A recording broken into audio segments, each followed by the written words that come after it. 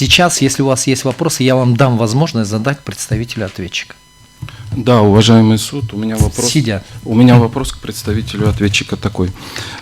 Сама комиссия находится внутри ДУМИ, Департамента управления жилищным имуществом, муниципальным имуществом. Она на 99 целых состоит из работников ДУМИ. Скажите, пожалуйста, вопрос такой. Чем она тогда отличается от структурного подразделения и почему она не несет никакой ответственности, если и содержится этим управлением, обеспечивается ее работа? Да, пожалуйста. Извините, данный вопрос, наверное, адресован не по адресу. Верховный суд и судебные органы некомпетентны ответить на данный вопрос. У вас есть Я снимаю вопрос. У вас есть вопрос? Да, извините, пожалуйста, у меня есть вопрос. Вопрос тот же самый, который был адресован Кабинету министров.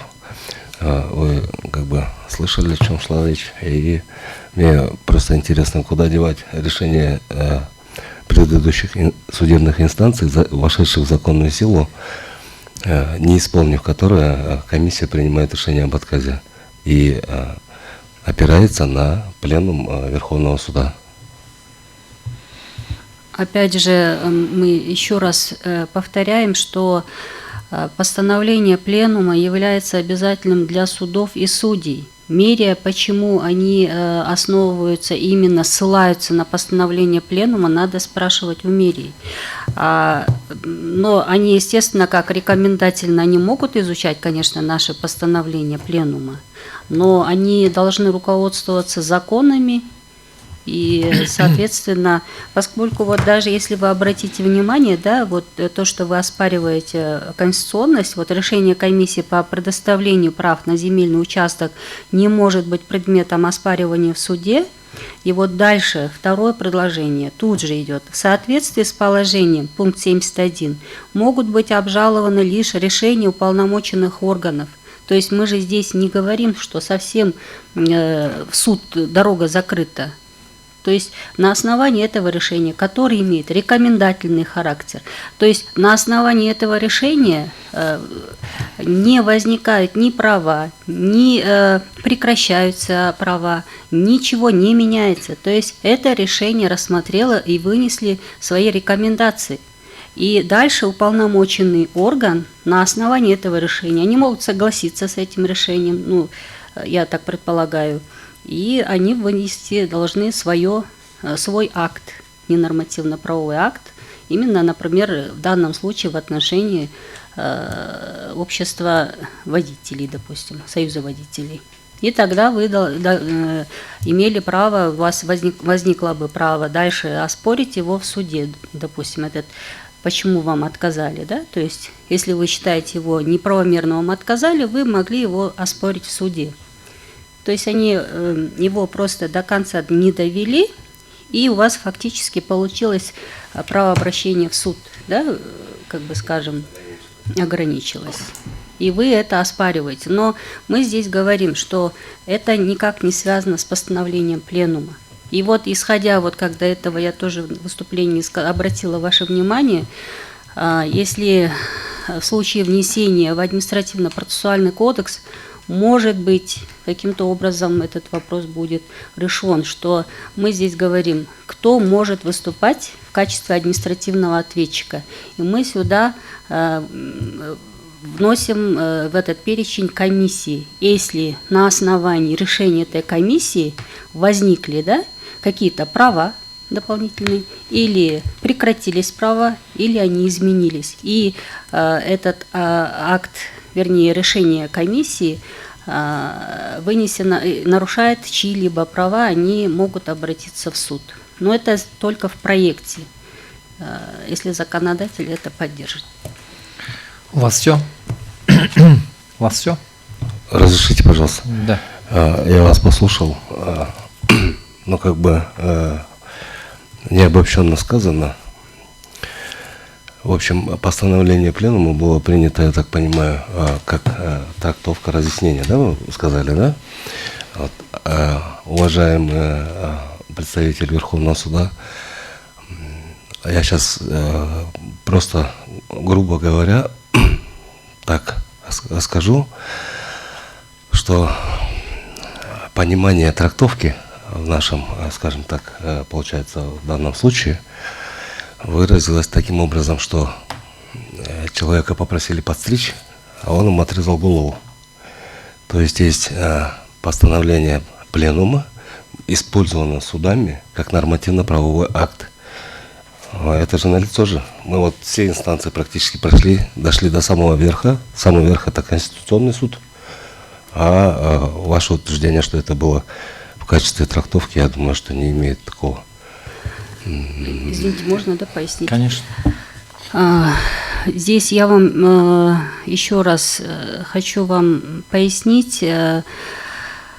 Мы не трактуем законы, мы не толкуем законы, пленум он не имеет права. Мы то, что в законе написано, мы это разъясняем судам. То есть, допустим, если вот исходить из вашей логики, то вот это решение вас не устроило, вы прошли в суд. А мы говорим, что решение должно быть уполномоченного органа.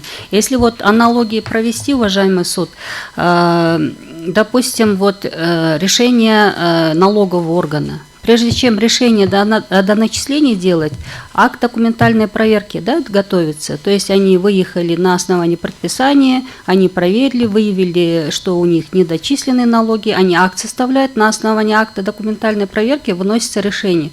И у нас тоже долгое время неправильная была судебная практика, многие оспаривали в суде акт документальной проверки. И столько было отмен из-за этого, что прекращали производство по делу, что обжалуется решение налоговой службы, уполномоченного органа, который вынесен на основании акта документальной проверки.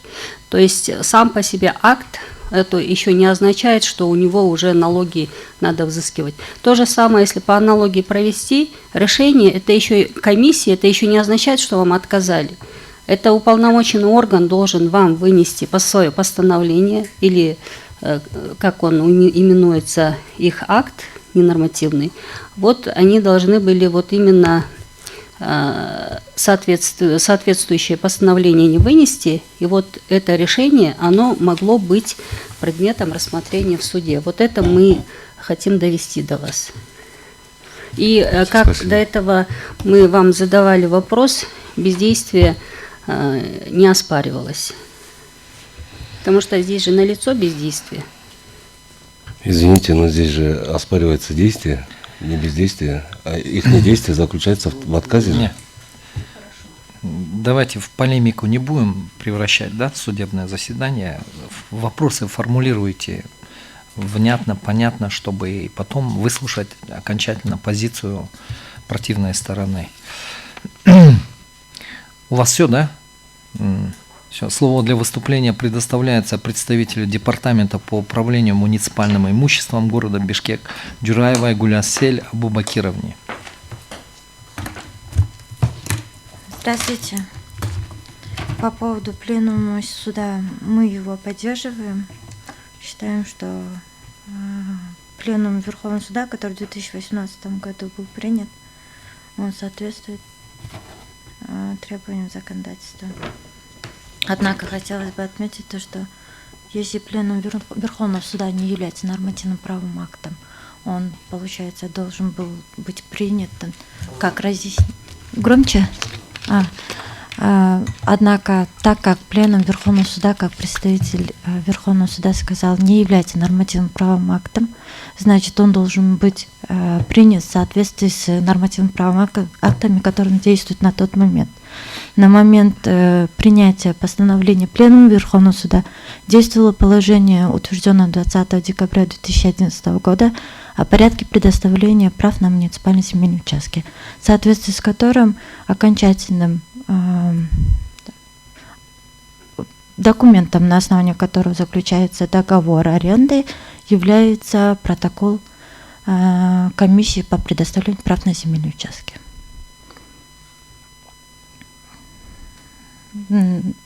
И тем самым я бы хотела отметить то, что пленум должен был соответствовать требованиям и нормам действующего законодательства. В случае отказа Хорошо, возникает. Вы А в случае говорите, отказа, является основанием для предоставления. В так? случае отказа департамент в настоящее время, ранее УЗР, в письменном виде предоставляет ответ, ссылаясь на выписку из протокола, прикладывая, указывает, что отказано в предоставлении прав на земельные участки пользования, во временное пользование, которые в последующем обжалуются в Ленинском районном суде. Эта практика ведется. То есть, в общем-то, вот этот письменный документ, он все равно попадает, да? Да. Человеку, вопрос которого по земельным отношениям был предметом рассмотрения этой комиссии. Да, Да? Ваша честь. Подождите, Миргуль Расколбек.